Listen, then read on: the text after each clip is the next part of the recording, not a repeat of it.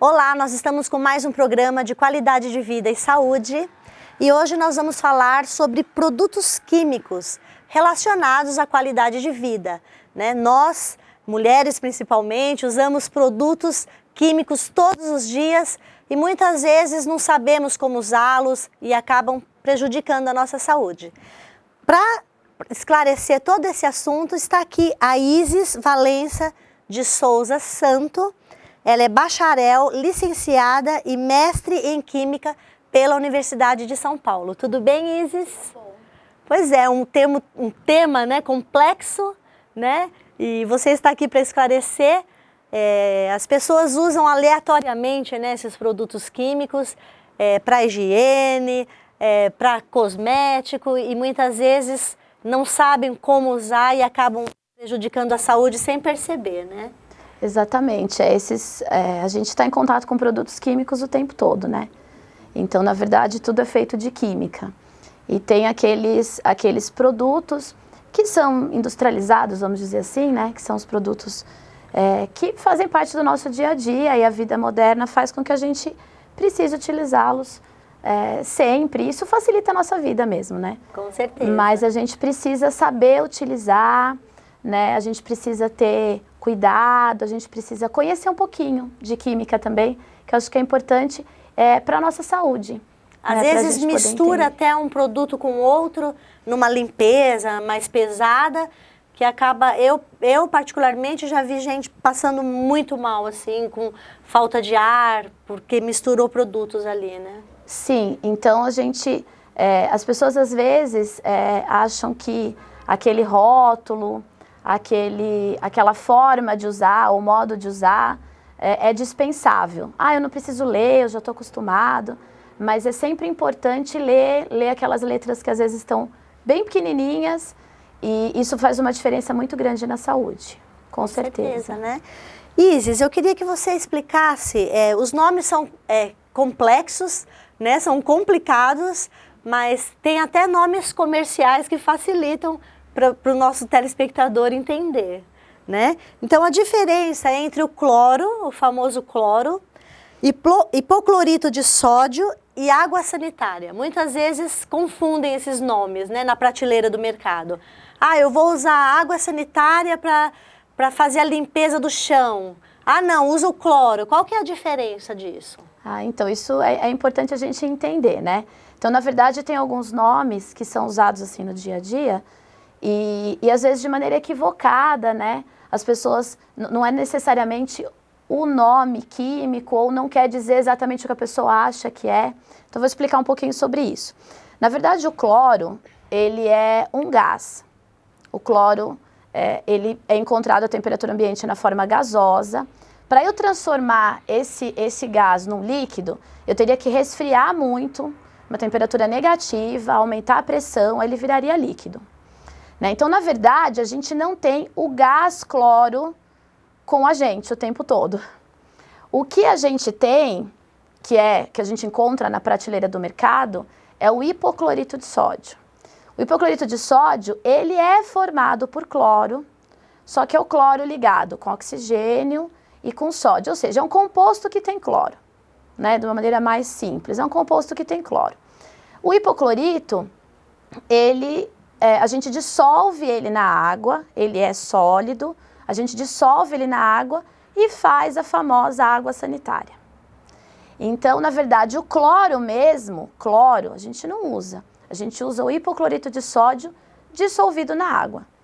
É isso que a gente você usa. diz, nas prateleiras do mercado não se encontra o cloro puro para comprar. Isso, você não encontra o cloro puro e nem assim, até a nível industrial. A gente, né, algumas indústrias vendem cloro, claro, mas normalmente o que se usa numa limpeza hospitalar, numa limpeza industrial, é o hipoclorito de sódio, dissolvido na água. E no caso de limpeza de piscina, de limpeza da água, aí é o cloro? Também é o hipoclorito. Também é o hipoclorito. Então, porque assim, é muito difícil, poderia ser o cloro. Só que, imagina, a gente pegar um gás e colocar na água. Ia ser meio complicado, né? Até o trabalho disso é complexo. Então a gente usa o hipoclorito, porque na verdade é o hipoclorito, né? O cloro na água forma o hipoclorito, ele dissolvido na água. E é o hipoclorito que tem ação antimicrobiana, né? É esse que mata os micro-organismos. Então é o hipoclorito mesmo. Então, a dona de casa que pensa que está utilizando cloro, é o hipoclorito para limpeza geral, geralmente é o hipoclorito. Isso, ela está usando o hipoclorito de sódio, que a gente conhece como água sanitária, que é ele dissolvido na água. Então é isso que efetivamente a gente usa todo dia, né, em casa, nos hospitais, para fazer limpeza em geral. Então, e quais as principais utilizações, né? Você já está falando limpeza, tem alguma outra específica? O hipoclorito, ele é uma substância assim, importante no nosso dia a dia por ter a capacidade de matar micro-organismos. Então, essa capacidade dele é fundamental. Então, a gente usa o hipoclorito na água. Então, a água potável, que vem tratada, é utilizado hipoclorito para tratar essa água. A gente pode usar hipoclorito para desinfecção de frutas, verduras, legumes antes de utilizar. A gente pode usar o hipoclorito para limpeza em geral, porque ele vai matar os principais micro-organismos causadores de várias doenças, e ele também mata as larvas do mosquito da dengue, né? Que é uma coisa que a gente está passando por um momento, né? Uma epidemia, ele vai matar também as larvas do mosquito da dengue. E qual que é a proporção, por exemplo, você lava a verdura na água corrente, né? E você quer matar os micro-organismos, né? Qual que é a proporção do hipoclorito em 1 litro de água, por exemplo? Isso é importante, né? A água sanitária que a gente usa, ela já vem diluída. O que é isso? A quantidade de hipoclorito nela não é muito grande, mas já é uma quantidade significativa. Então, não é muito grande quanto? Ela vem em torno de 2 a 2,5% de hipoclorito e o restante é água, né? Mesmo assim, a gente vai falar depois, né, ela pode causar alguns problemas. Para a gente desinfectar frutas e legumes, a gente usa mais ou menos 1 colher de sopa em 1 litro de água. Esse é o suficiente. Mas é sempre importante lavar primeiro, que a gente precisa tirar resto de terra e outras coisas que podem estar. Então, lavar muito bem as frutas e verduras. Fazer uma solução com 1 colher de sopa em 1 litro de água. Deixar as frutas e verduras ali. Agora tem uma coisa importante, não adianta colocar e tirar. Tem que deixar pelo menos uns 10 minutinhos, senão não vai fazer efeito. Aí tira, lava de novo com água limpa. Também não adianta lavar com a água que não está muito limpa. Então, com água limpa e aí pode consumir. E com relação, porque hoje se usa muito agrotóxico, né? Nas frutas, legumes, verduras. O hipoclorito também retira um pouco desse agrotóxico? Na verdade, o agrotóxico não, porque o hipoclorito, ele vai matar os micro-organismos, né? Que são aquelas bactérias, eventualmente fungos, aqueles micro-organismos que podem fazer mal para o nosso organismo. O agrotóxico, ele é uma outra substância química, né? Então, o hipoclorito, ele não vai ter uma reação com ela, não vai ter uma ação. Para tirar o agrotóxico, o que a gente tem que fazer? Lavar. Lavar em água corrente. Muito bem lavado. Isso é uma coisa simples, mas é o que vai retirar a maior parte do agrotóxico. Sim. Então, o hipoclorito é mais para micro-organismos. Isso, para micro-organismos. Né? Bactérias e tudo mais. Então, e aí tem os nomes comerciais para confundir as nossas telespectadoras, principalmente, né? Coloca Cândida. Não, Cândida não, é água sanitária. Cândida é só um nome comercial, né? É o nome Isso também que confunde. Exatamente. E tem também aqueles alvejantes à base de cloro. Sim. Que também tem vários no mercado. O que acontece? Na verdade, todos são hipocloritos em água. A Anvisa, ela tem uma resolução que é assim: água sanitária não pode ter corante, nem detergente, nem perfume.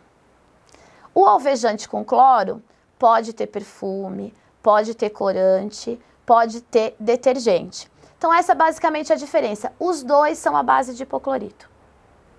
Então, qual que é a diferença do alvejante, que pode ser perfumado e tudo mais, para a água sanitária? Na verdade, é só o perfume. É o perfume, pode ter um detergente, né, um sabão ali, para ajudar a limpar, né? Pode ter um corante, mas os dois têm a mesma proporção de hipoclorito dissolvido na água, né? Então, o alvejante, ele pode ter o corante. E aí, uma coisa importante, o alvejante à base de cloro não pode ser usado para desinfecção de frutas, verduras e legumes. Então, justamente por causa do corante. E esses que contêm perfumes também não? Também não, perfume, esse não pode. Então, a água sanitária pode, porque ela, por lei, não pode ter perfume, nem detergente, nem corante. Mas o alvejante pode ter tudo isso, então ele não pode ser usado na alimentação, de jeito nenhum. Então, a diferença aí seria mais o perfuminho, né? O perfuminho, Ele chama alvejante porque contém perfume e água sanitária não. Não. Mas assim, o efeito de matar o micro-organismo vai ser o mesmo. Sim. Talvez o alvejante, né? Se tiver sabão, ajude a limpar também um pouco mais, outras sujeiras. Mas só isso. Isis, nós comentamos sobre a mistura dessas substâncias químicas, que muitas vezes prejudicam, né? E você falou tanto do hipoclorito, do uso do hipoclorito, da limpeza, da utilização. Quais os cuidados principais que nós temos que ter no uso do hipoclorito? Porque me parece que misturado com algumas substâncias é altamente tóxico. Sim, é muito perigoso a mistura do hipoclorito com outras substâncias. Às vezes a gente não olha aquelas letrinhas pequenas do rótulo, né? E lá está escrito, não misturar hipoclorito com produtos à base de amônia e ácidos. Né? Por quê? Porque a mistura do hipoclorito com esses produtos gera gases tóxicos que são muito prejudiciais, eles podem dar uma intoxicação imediata, atingindo aí o aparelho respiratório e, dependendo da quantidade, levar à morte. Então, tudo que tem amônia, principalmente, é muito perigoso misturar com hipoclorito. Exemplo, urina. Então, o hipoclorito é muito usado em banheiro, é muito usado, às vezes, para limpar a urina do cachorro, do bichinho de estimação ou do gato. Muitas e muitas vezes. Exatamente. E se você misturar o hipoclorito direto com esse material, você vai liberar o que a gente chama de cloroamina. São gases tóxicos. Todos os dias, os hospitais recebem inúmeras ocorrências com intoxicação por hipoclorito. Não o hipoclorito em si, mas esses gases tóxicos, a mistura. Então, às vezes a dona de casa ou a pessoa que está fazendo a faxina, ela vai misturar, fala, poxa vida, se eu misturar água sanitária com outro produto, vai limpar mais.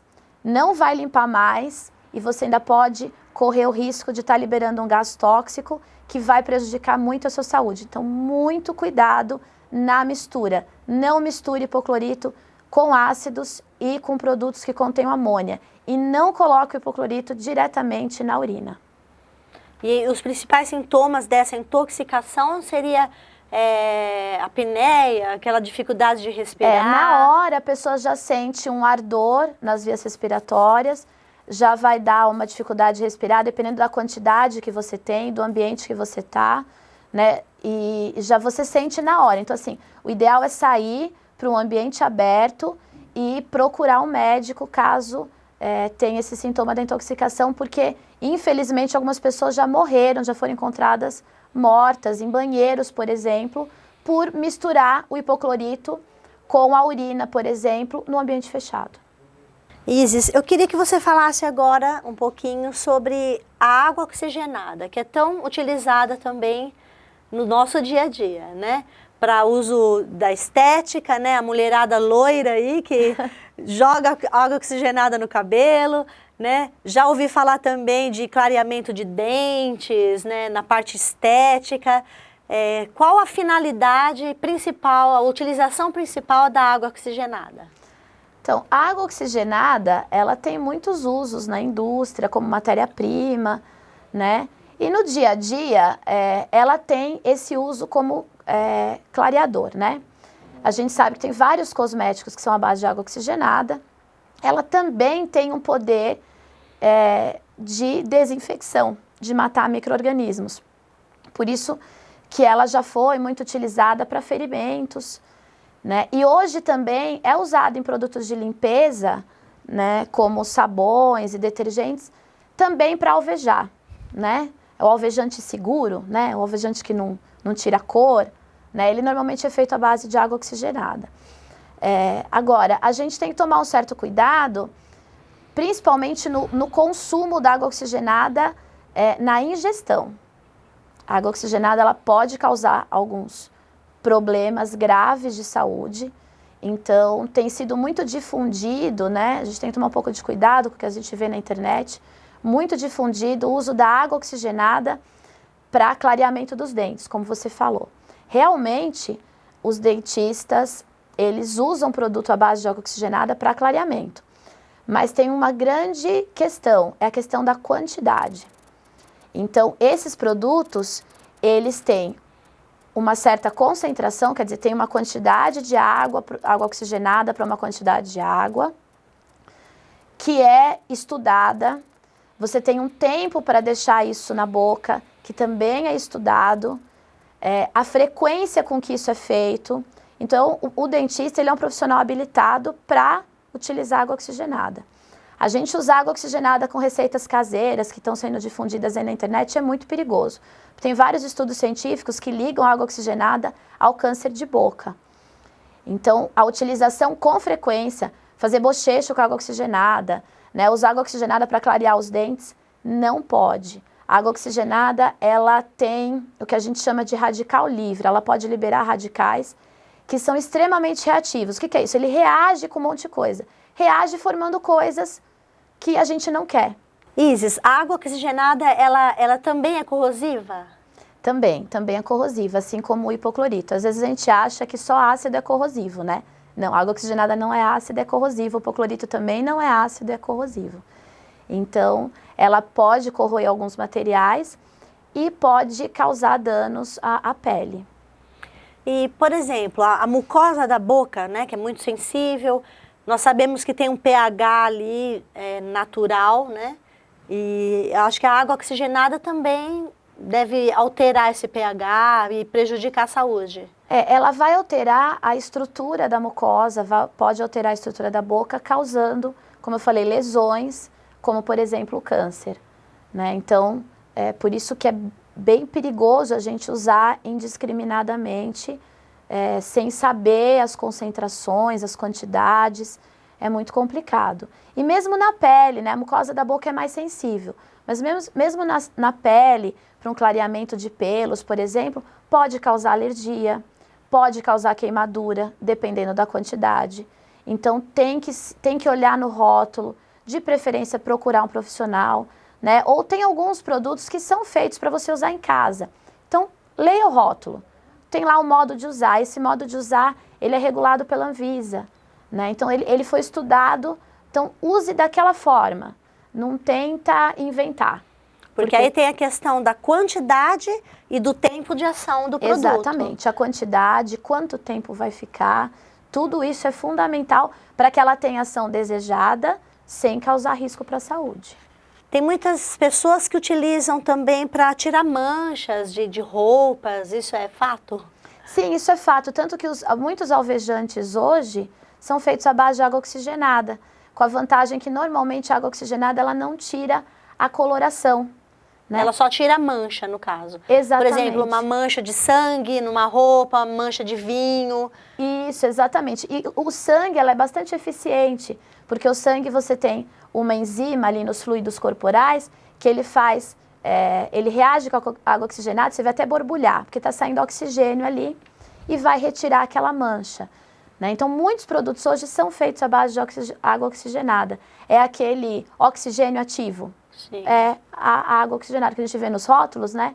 Na verdade, é a base de peróxido de hidrogênio, que é a água oxigenada. Então, ele é eficiente, sim, para tirar mancha. E aí, no caso, se você for comprar um vidrinho de água oxigenada para essa finalidade, você coloca a água oxigenada num tecido manchado de sangue, coloca ali direto, você dilui em água, em mais água, né? Como que é usado? O ideal é você usar aquele produto que tem água oxigenada, que foi feito exatamente para isso. Não precisa comprar o frasco de água oxigenada? Não precisa comprar o frasco. Compre o produto que tenha água oxigenada, porque ali já tem a concentração adequada, né? Dependendo de você comprando o frasquinho, você pode até estragar a sua roupa. Bem, então a água oxigenada também tem algumas aplicações. O pessoal fala em desinfecção de escova, pode ser usada para isso, mas o ideal não é deixar mergulhada, é passar água oxigenada, lavar. A escova de dente, no caso. Escova de dente. Então, assim, pode passar água oxigenada, essa que compra na farmácia, mas não deixar mergulhado. Não precisa deixar de molho. Não, só passar e não se esquecer de enxaguar muito bem antes de usar, porque senão você vai ingerir água oxigenada e isso é muito prejudicial para o organismo. Então tem que lavar muito bem com água corrente para usar de novo. A mesma coisa naquela esponja da pia. Esponjinha de louça, de lavar louça. Pode passar, mas também tem que lavar muito bem, tirar toda a água antes de usar. Eu não sei se o trabalho compensa. O custo-benefício, O custo-benefício, não sei se compensa. A água oxigenada também sempre foi muito usada em ferimento, né? Quando você machuca, colocar água oxigenada. Hoje em dia, muitos médicos têm recomendado que lavar com água e sabão é o melhor, né? Diz que a água oxigenada, alguns estudos mostram que ela pode atrapalhar na cicatrização. Então, o melhor seria água e sabão mesmo. Pensávamos diferente, né? Que ajudava na cicatrização, ao contrário. Exatamente, ela acaba atrapalhando. Ela tira os micro-organismos, mata realmente os micro-organismos, mas atrapalha um pouco na cicatrização. Então, a velha água e sabão é o mais indicado. Porque a finalidade principal da água oxigenada, no caso, nesses casos da escova de dente, da esponjinha de louça, seria matar as bactérias, né? Isso, matar os micro-organismos. A finalidade principal. Bom, nós estamos falando dos produtos químicos utilizados diariamente, principalmente pelas mulheres, né, donas de casa, pela limpeza da casa. E agora nós vamos entrar um pouco na parte de estética, né? A mulherada que quer deixar o cabelo lisinho, né, faz as escovas progressivas, hoje muito utilizadas, e são produtos químicos altamente fortes, né, que também deve ser usada de forma correta, não é isso, Isis? Sim, e alguns nem podem ser usados, na verdade, né? Então, eu gostaria que você falasse primeiro do ácido glioxílico, que é utilizado para fazer a química para alisamento, é isso? Isso. Então, na verdade, foi muito difundido nos últimos anos, né, aqui no Brasil em especial, primeiramente o formol. Então, apareceu no mercado várias escovas à base de formol. O formol é um composto químico que pode causar uma intoxicação muito grave e também estudos mostram que ele está relacionado à exposição a esse produto a longo prazo, causar câncer. E esse produto, ele é usado em vários cosméticos como conservante. A Anvisa permite o uso dele como conservante, o formol. E tem uma quantidade muito baixa que é permitida para esse fim. Na escova, o formol ele é usado em grande quantidade para poder ter o efeito de alisamento. E isso gerou tanto uma intoxicação que acontecia na hora, a cliente do cabeleireiro perdia o cabelo ou passava mal, como a longo prazo a gente sabe que ele está relacionado ao câncer. A Anvisa proibiu esse uso do formol por causa desses problemas. E aí apareceu o que você falou, o ácido glioxílico. E os produtos passaram a ser feitos à base de ácido glioxílico. E agora a gente tem uma discussão, porque alguns estudos mostram que o ácido glioxílico pode liberar formol a altas temperaturas. E é exatamente o que acontece. Como é que se faz a famosa escova? Você passa o produto e depois passa a chapinha, a chamada chapinha, que alcança uma temperatura muito alta. Então, pode liberar, o ácido glioxílico ele pode se transformar, é uma transformação química, ele se transformar em formol. Agora, na verdade, a gente não tem um consenso científico com relação a isso. Alguns cientistas vão dizer que a temperatura da chapinha é baixa, não chega a produzir formol numa quantidade prejudicial. Outros vão dizer que já é suficiente para produzir o formol numa quantidade que seria tóxica. Então, por enquanto, na verdade, a gente não sabe muito bem o resultado disso. Isso é muito sério, né? Uhum. Bom, você quer esclarecer mais alguma coisa? Deixar os seus contatos, né? Vou te agradecer pelo bate-papo, que foi muito útil, né? As donas de casa, principalmente, não relacionam produtos químicos à saúde, né? E eu agradeço os seus esclarecimentos. E se você quiser deixar algum contato, alguém que tenha alguma dúvida, fique à vontade. Assim, eu que agradeço o convite para falar um pouquinho, né? São coisas importantes para o nosso dia a dia, né? E para a gente prestar um pouquinho de atenção na química, tomar cuidado. E aí eu acho que vale um recadinho, uma coisa que a gente fala sempre no laboratório. Trate todo produto químico como um veneno em potencial. Tenha respeito por ele, tenha cuidado, não ache que é qualquer coisa.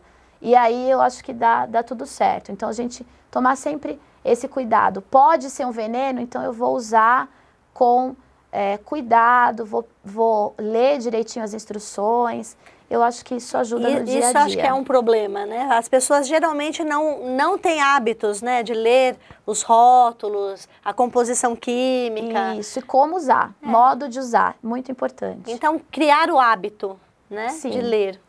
E se alguém que tiver alguma dúvida, quiser entrar em contato, vou deixar meu e-mail, que é isisvalenca@yahoo.com.br, né? Eu sou professora nas faculdades Oswaldo Cruz também, podem me encontrar por lá.